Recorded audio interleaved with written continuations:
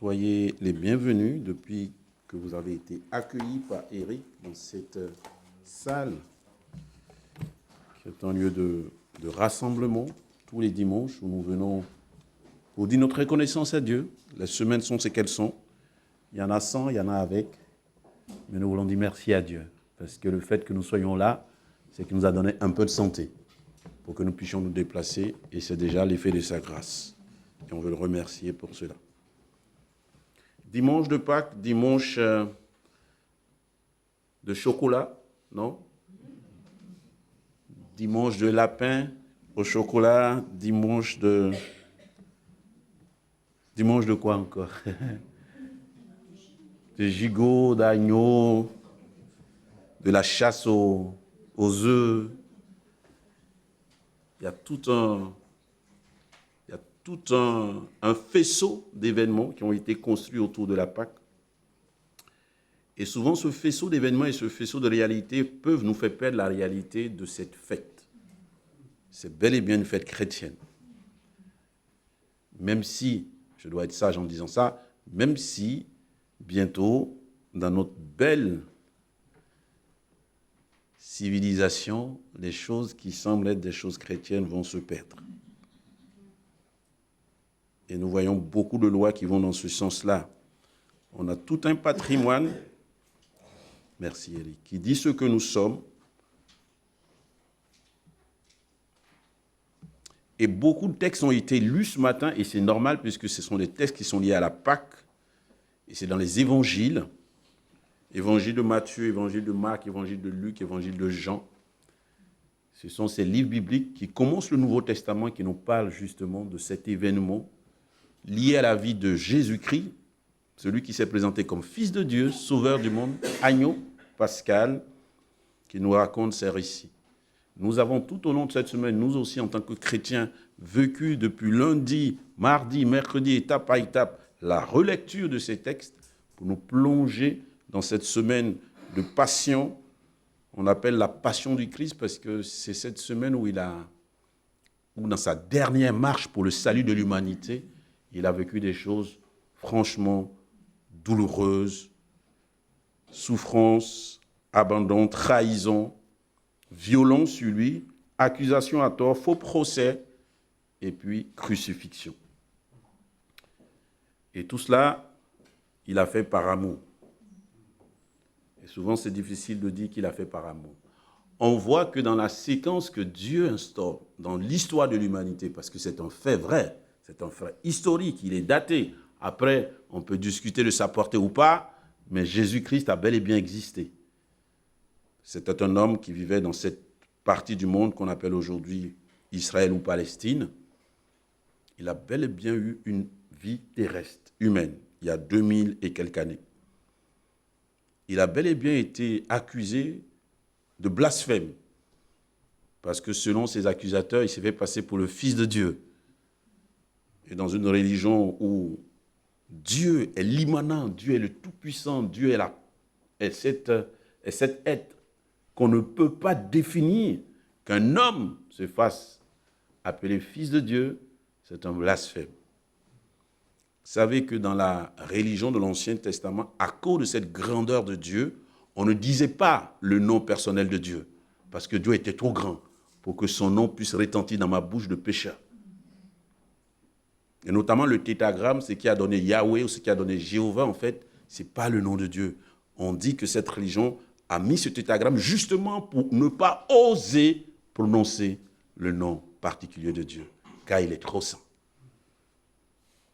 Et c'est ce Dieu trop saint qui, lors de la visitation, que nous avons aussi célébrée à Noël, est apparu à Marie, cette jeune femme vivant dans cette partie du monde, avec cet ange que la Bible nomme l'ange Gabriel, qui lui a annoncé que quelque chose d'exceptionnel allait se passer dans sa vie.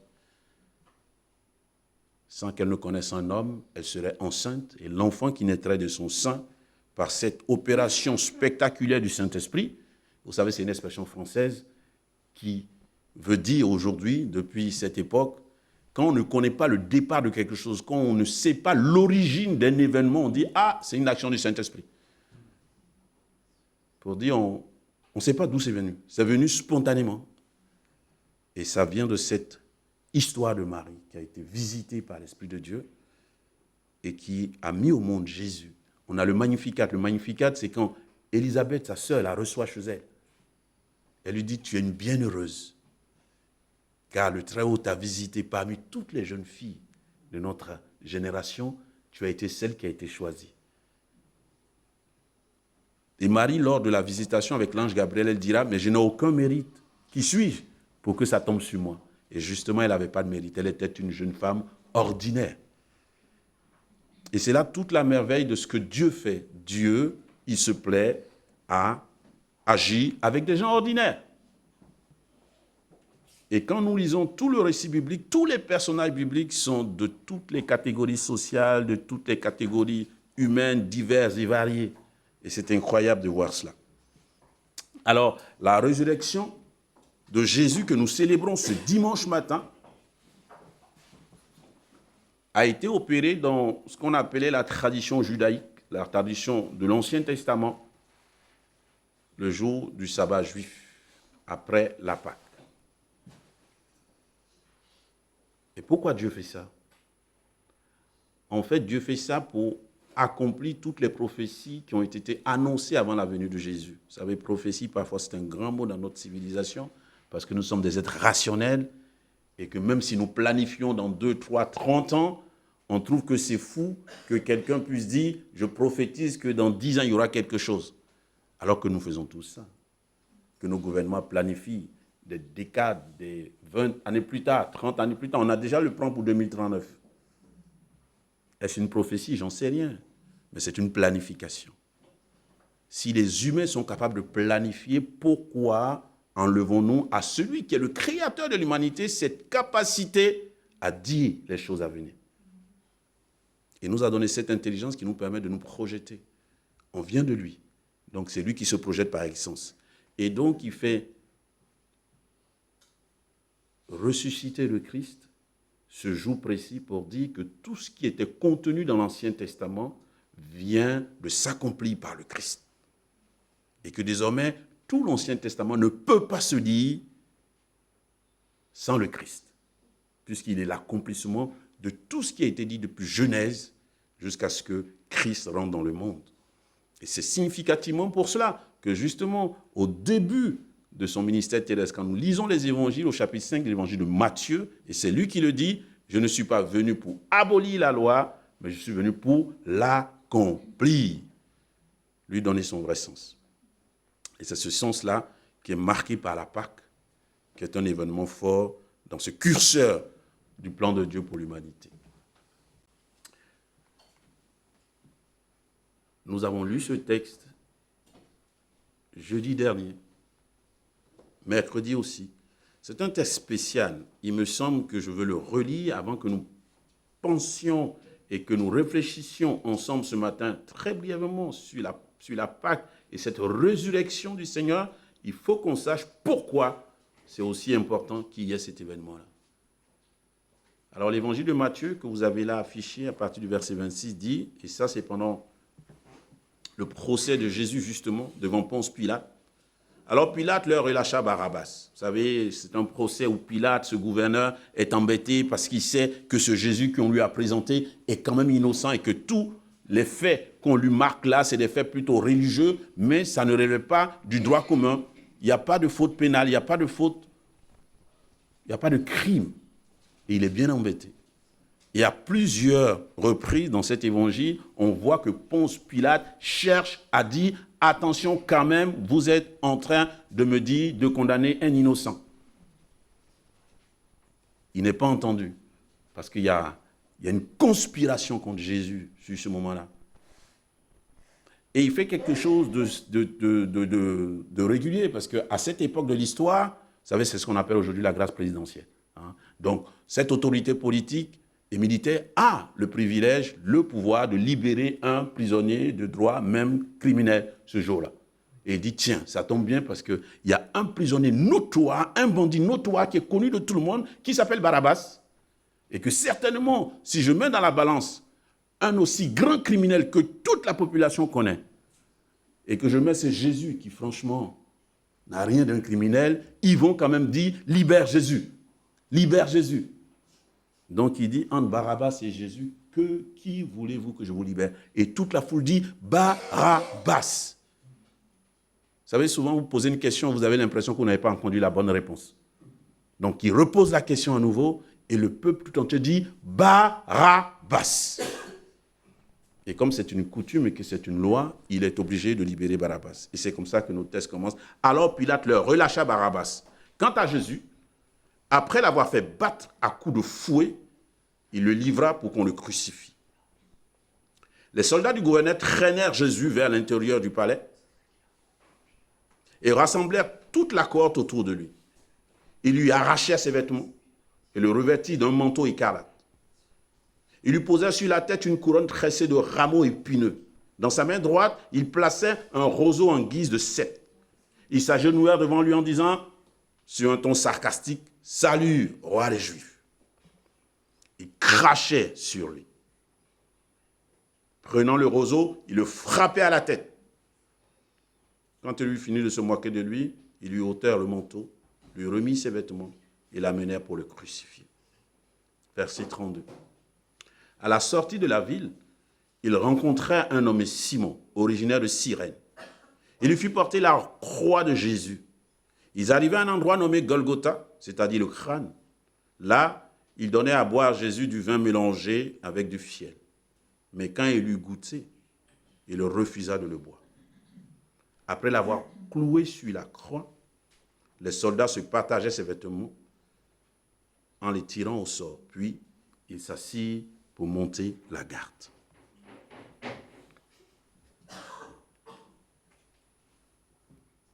C'est une scène d'humiliation que 3 jours plus tôt, Jésus a vécu. C'est le miroir de notre péché en fait. On voit un homme qui n'a fait que du bien pendant toute sa vie, et tout le monde le sait, dans cette partie du monde. Et même quand il rentre à Jérusalem, ceux qui ne connaissent pas demandent qui il est. On dit c'est le prophète qui vient de Galilée. Quelqu'un qui n'a fait que du bien aux gens, guérissant les malades, donnant à manger à ceux qui avaient faim. Et pourtant, il va être arrêté, un procès à charge, et puis il va vivre toute cette horreur. Jésus a vécu, on l'a dépouillé. Mettre quelqu'un comme ça à nu en public, c'est sa dignité qui est touchée. On l'a revêtu de dérision. Si tu es le roi des Juifs, sauve-toi toi-même. On s'est moqué de sa royauté, soi-disant roi. On lui a craché au visage, frappé sur la tête. Ça, c'est du mépris. Est-ce que ces soldats romains savaient qui ils avaient en face de lui? Certainement pas. Peut-être que oui. Mais avec du recul, nous le savons, parce que le texte biblique nous en parle et parce qu'en amont, les 12 savent qui il est. Ils l'ont vu, ils ont marché avec lui. Les gens qui étaient en Galilée, dans toutes ces villes et tous ces villages, savaient qui il était. Ils ont vu ses œuvres. Et il a même dit, qui me convaincra de péché? Qui peut me convaincre que j'ai fait une fois dans ma vie, ici, mal à quelqu'un? Et personne ne pouvait le dire, puisque tout le monde disait, mais il fait que le bien, ce gars. C'est incroyable. C'est le créateur de l'univers qui était là, dépouillé, humilié. Vous savez, c'est comme un puissant qui accepte que ceux qui n'ont pas de puissance le traînent dans la boue. Il s'est laissé faire pourtant. Il s'est laissé faire. La violence des hommes reflète la violence du péché. Vous savez, le péché, ça paraît comme un mot religieux, mais ce n'est pas un mot religieux. Le péché, c'est le mal. Si vous voulez une définition très simple du péché, dites le mal. Bon, on est un peu embêté parce que le mal, c'est un mot à girouette variable, en fonction de là où on est. Mais la Bible est une constance. Ce que la Bible appelle mal, elle continuera de l'appeler mal. Ce que la Bible appelle bien, elle continuera de l'appeler bien. Le mépris des soldats reflète le rejet de Dieu par l'humanité. Notre humanité a rejeté Dieu. C'est peu de le dire. Je ne vous apprends pas. Je ne vous apprends rien, ce n'est pas un scoop. les intellectuels de notre époque, pas de notre époque, mais de ceux des siècles des Lumières, ont osé dire Dieu est mort. Dieu est mort. Parce que désormais, c'était le règne du rationalisme. La religion, c'est l'opium du peuple. Ce que nous ne comprenons pas dans notre intelligence, nous ne pouvons pas l'accepter comme vérité. Et on a tué Dieu. Malheureusement pour eux, ils sont déjà morts et Dieu continue de vivre. Comme quoi, Dieu se défend tout seul des fois. Bien-aimés, le péché déforme le cœur humain au point de mépriser ce qui est saint. C'est ça qui se joue là. C'est ça qui s'est joué et c'est ça que nous rappelons toutes les semaines pascales. C'est l'horreur du péché. Le mal qui défigure l'humanité, qui fait que nous sommes toujours en train d'être les uns contre les autres, malheureusement. De faire du mal, même à ceux qu'on aime, des fois, souvent, trop souvent. Parce que ce mal, il est inscrit malheureusement en nous, depuis la chute d'Adam et Ève. Et le projet de Dieu, c'est justement de faire en sorte que ce mal ne soit plus un maître sur nos vies, mais de nous libérer de l'emprise de ce maître. C'est ça le projet de Dieu. Et c'est ce que manifeste la croix de Jésus et ce que nous sommes en train de vivre ce dimanche matin. Est-ce qu'on peut prendre à la légère le mal? Non. Ça a coûté la vie de Jésus. Les évangiles nous disent qu'il n'a pas dit un mot parce qu'il a accepté ce sacrifice pour justement permettre à l'être humain de se dégager de l'emprise du mal. C'est pour ça qu'il a accepté. Mais notre culture, que dit notre culture? Notre culture nous dit le péché. C'est une notion dépassée, ça. C'est pour les hommes des cavernes, franchement. Ce qui compte, c'est ta liberté, finalement. Tu es libre de faire ce que tu veux. Ce qui te rend heureux. Tant que tu ne fais de mal à personne. Et puis finalement, ce mal, ce péché, il est justifié. Certaines sont inscrites dans nos lois. Ça veut dire c'est normal. D'autres sont dans la conscience populaire. On a toujours fait comme ça. C'est normalisé. C'est devenu tellement banal que tout le monde fait ça. Pardon de le dire, mais tout le monde fait la guerre, tout le monde. Les plus forts, pour les motifs que seuls savent, de justice ou d'injustice, font la guerre. C'est devenu banal de faire la guerre. Dans certains pays, violenter des femmes, tuer des enfants, c'est devenu banal. On ne compte pas le nombre de femmes qui tombent sur le coup de violence, le nombre d'enfants qui tombent sur le coup des balles, on ne les compte plus. Et ça n'émeut plus personne. C'est devenu banal. C'est normal. Il y a toujours une bonne raison pour faire ça. On relativise tout. Ah, tu penses comme ça, c'est ton problème. Moi, je ne pense pas comme ça. On parle de, c'est mon choix, ce sont mes valeurs, c'est ma liberté, c'est ma vérité. On dit que nous sommes dans le postmodernisme, et le postmodernisme, c'est qu'il n'y a pas une vérité unique, toutes les vérités se valent. Pourvu que tu ne fasses pas du mal à l'autre. Mais la croix, elle nous raconte une autre histoire. Ce n'est pas ça qu'elle nous dit. La croix, elle nous raconte une autre histoire. Cette autre histoire, c'est l'histoire du fait que le péché est grave. Que ce mal-là, il est grave. Il ne peut pas être banalisé, ce n'est pas possible. La croix nous dit qu'il y a des conséquences. Et c'est pour cela que le Fils de Dieu, Jésus, a donné sa vie. Sinon, Dieu aurait simplement fermé les yeux. Il aurait dit, débrouillez-vous tous seuls. Faites vos vies. Mais le mal fait non seulement le mal à celui qui fait le mal, mais fait le mal aussi au prochain. Et Dieu, il nous aime tellement qu'il ne peut pas nous regarder, nous détruire ou nous auto-détruire. Parce que c'est de ça qu'il s'agit. On voit bien que des fois, c'est des faits divers, mais ce n'est plus des faits divers, tellement les statistiques sont effarantes. On dit qu'il y a un féminicide, je ne sais pas la fréquence, mais la fréquence fait peur.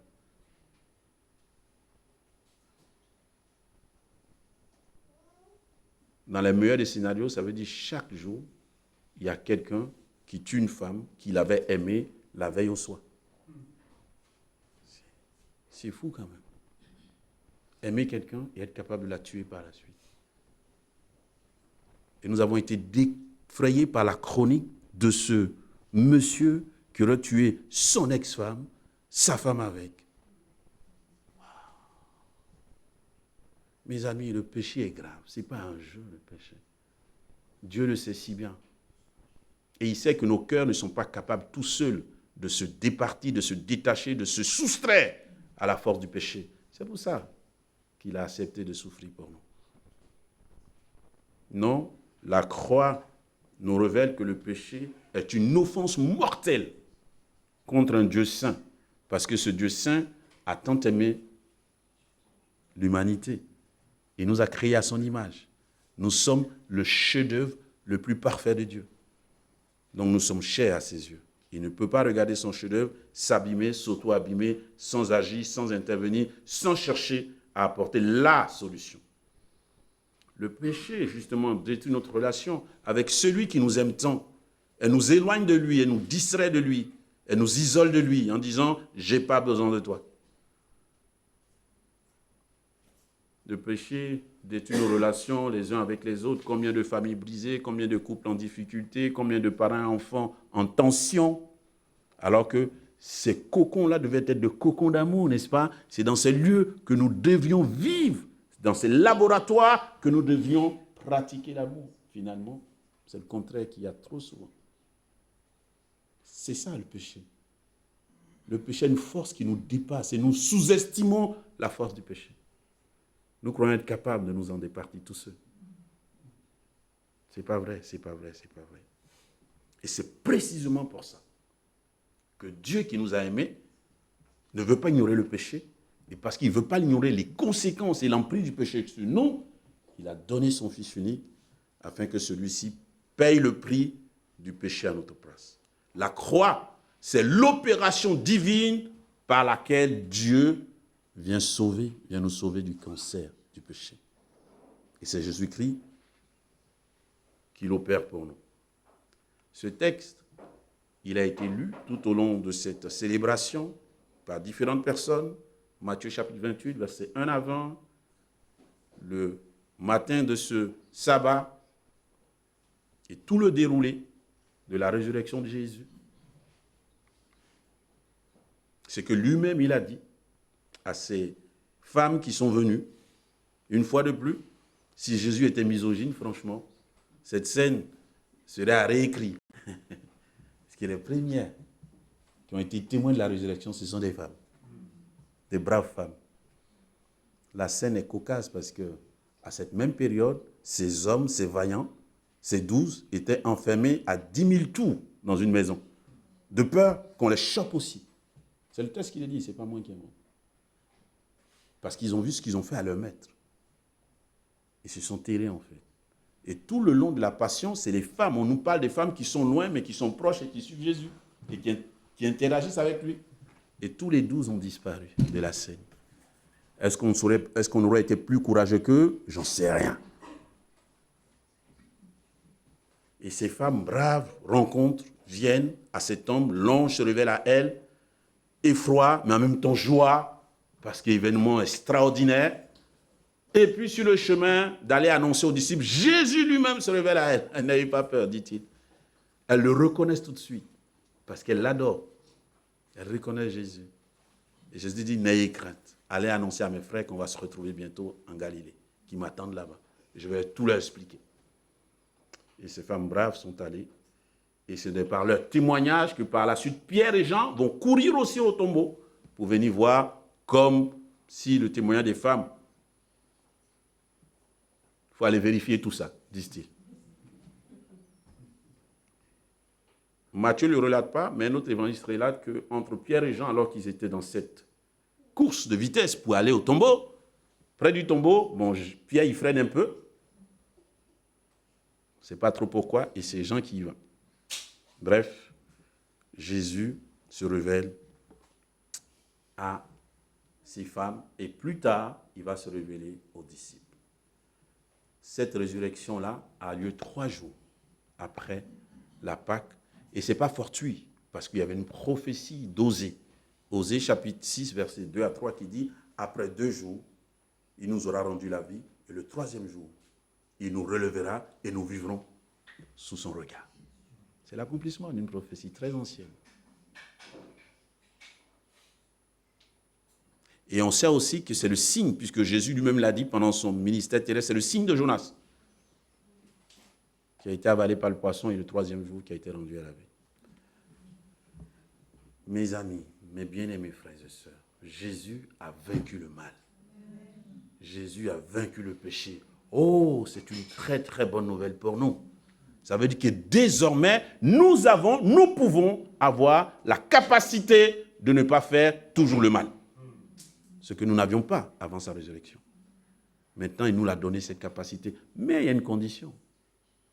C'est de l'accepter. C'est de reconnaître que de nous-mêmes, nous n'y arrivons pas, malgré nos bonnes volontés. Car Romains 3, 23 dit que tous sont péchés, tous sont privés de la gloire de Dieu. Il n'y a même pas un seul humain qui peut dire, moi, dans mes pensées, j'ai jamais eu de mauvaises pensées. Ça n'existe pas, ça n'existe pas. Donc nous sommes tous disqualifiés. Et lui, il nous rend capables, il nous qualifie à nouveau si nous l'acceptons dans nos cœurs. C'est Jésus qui le fait. Cette bonne nouvelle, mes frères et sœurs, elle est pour nous aujourd'hui. Pâques, Jésus l'a dit, alors qu'il célébrait ce repas avec ses disciples, c'est la nouvelle alliance où Dieu nous invite à la gratitude, à la repentance et à une vie de sainteté. Vous savez, le mot sainteté, c'est un mot qui peut faire peur, mais dans les évangiles, c'est un mot très simple. C'est d'essayer de marcher selon les consignes et les ordonnances que donne la parole de Dieu. Et à chaque fois que l'apôtre Paul s'adresse à une église, que ce soit à Éphèse ou à Corinthe ou à Thessalonique, il dit bien-aimé, il dit les saints qui sont à Corinthe. C'est vrai qu'une certaine église a canonifié qu'un saint, il faut qu'il remplisse un certain nombre de critères. Mais bibliquement, un saint, c'est celui qui marche à la suite de Jésus-Christ et qui chaque jour essaie de laisser Dieu le conduire dans le bien que plutôt dans le mal, selon Dieu. La gratitude, cette gratitude nous donne de contempler le prix que Jésus a payé et cela doit nous impliquer dans la reconnaissance en Dieu. Soyons reconnaissants, profondément et sincèrement reconnaissants. Le souffle de vie ne nous appartient pas. Et chaque fois que nous nous réveillons le matin, disons merci. Chaque fois que nous rentrons le soir, disons merci. Cette reconnaissance, nous la devons à Christ qui, par sa grâce, en acceptant le crachat, toute cette souffrance à la mort, mais bien plus parce qu'il est ressuscité, il nous donne cette joie de vivre. C'est lui que nous devons remercier. Et cette joie de vivre n'est pas liée aux circonstances, bien-aimés. Chacun de nous connaîtra des hauts et des bas. C'est le sort de tous les humains. Nous aurons nos difficultés, mais nous aurons aussi des joies. Mais il est là, il ne nous abandonne pas. C'est ce qu'il a dit dans ce passage que nous avons lu, dans Matthieu chapitre 28. Il dit, et moi, je serai avec vous tous les jours. C'est une grâce. La repentance, vous savez, c'est cet acte qui me permet de dire, je demande pardon. Là, je n'ai pas été bon. Mes pensées m'ont trahi. Ma parole n'a pas été juste. Mon comportement, oulala. Et Dieu seul sait comment nos journées sont construites, comment nos journées sont en tension, comment nos journées se finissent des fois. Et nous avons besoin chaque soir de dire, Seigneur, je te demande pardon. Pas pour nous culpabiliser, pour que nous disions, je suis rien, je vaux rien, non. Pour dire, donne-moi encore une nouvelle journée où je peux mieux faire. Par ta grâce. Par ta grâce. Chaque jour, venons au pied de cette croix, car c'est là que nous prenons aussi humblement l'idée que nous n'y arriverons pas tous seuls. Mais nous avons besoin de lui pour nous y accompagner. Seigneur, pardonne-moi, transforme-moi. Il est capable. C'est pour ça qu'il est ressuscité. Parce qu'il a la capacité de transformer la vie. Enfin, la sainteté. Non parce qu'en faisant des actes justes, je mériterais le salut. Non, mon salut est accordé par Jésus parce que c'est lui qui a l'acte le plus juste. Mais parce que je l'ai accepté, je vais essayer de marcher jour après jour selon les principes qui sont édictés dans ce livre qui s'appelle la Bible. La Bible est mon guide. C'est ma boussole, c'est mon baromètre. C'est lui que je consulte quand je dois prendre des décisions. Mes valeurs, c'est par lui que je les aiguise. Mes choix, c'est la Bible qui me donne de les évaluer et de les retenir ou pas. Bien-aimé, puisqu'il nous a racheté un grand prix, ça lui a coûté sa vie, mais il est ressuscité, il nous la donne gratuitement, alors nous sommes invités à le glorifier dans ce que nous sommes. Bien-aimés, finalement, pour cette Pâque que nous allons célébrer, que nous célébrons ici, entre nous, que peut-être toute la journée, nous allons voir ce repas, cet agneau, ce gigot, pour dire merci, quelle belle journée. On a encore le lundi, le Pâques qui est férié, n'est-ce pas? Il semble que ce n'est pas pour longtemps. Mais on peut remercier le Seigneur parce que nous l'avons encore. Regardons cette croix, le prix que ça a payé, que Christ a payé. Et de quelle manière, si tu es un chrétien, si c'est une chrétienne, comment tu veux honorer ce Jésus qui t'a tellement aimé, qu'il a donné sa vie et qui en plus est ressuscité pour te donner la force de marcher loin du péché, bien-aimé.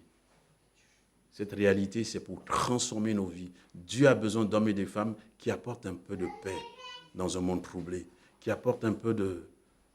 Dieu a besoin d'hommes et de femmes qui peuvent dire, à mon humble niveau, je veux te laisser faire de moi quelqu'un qui peut changer en bien une relation, une famille.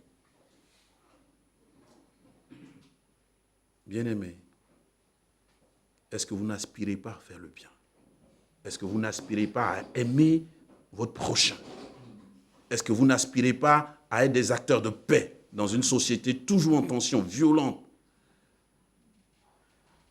Si nous aspirons à ça, invitons Jésus. Que le ressuscité nous aide pour que nous soyons des acteurs de résurrection, de transformation, de changement. Peu importe le niveau, tu peux le faire.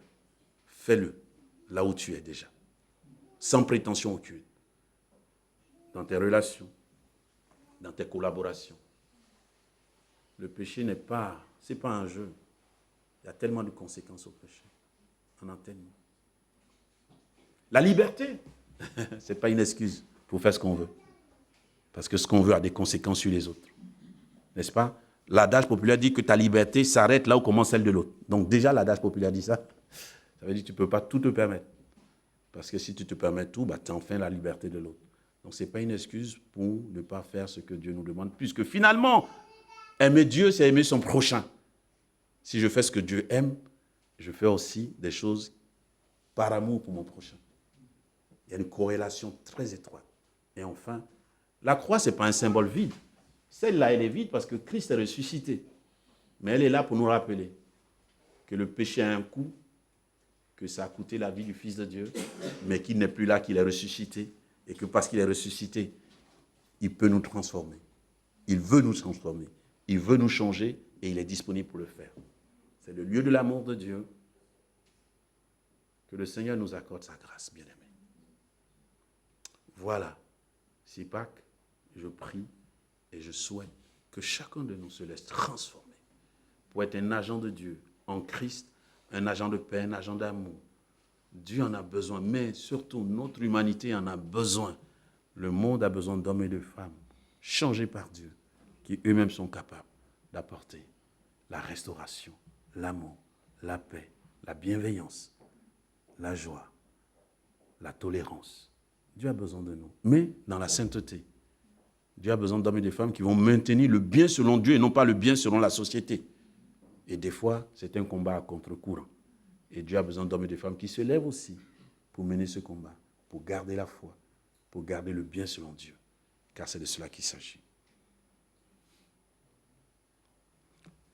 Je vous invite peut-être à chanter. Tu avais prévu un chant? Mais j'aimerais bien qu'on chante le chant du soldat, là, celui qui doit rendre un témoignage, pour nous inviter à regarder nos témoignages à nous. Hein? Le rythme, il était bon, mais les paroles aussi étaient fortes. Je reviendrai tout à l'heure pour la prière. Que Dieu nous bénisse ensemble.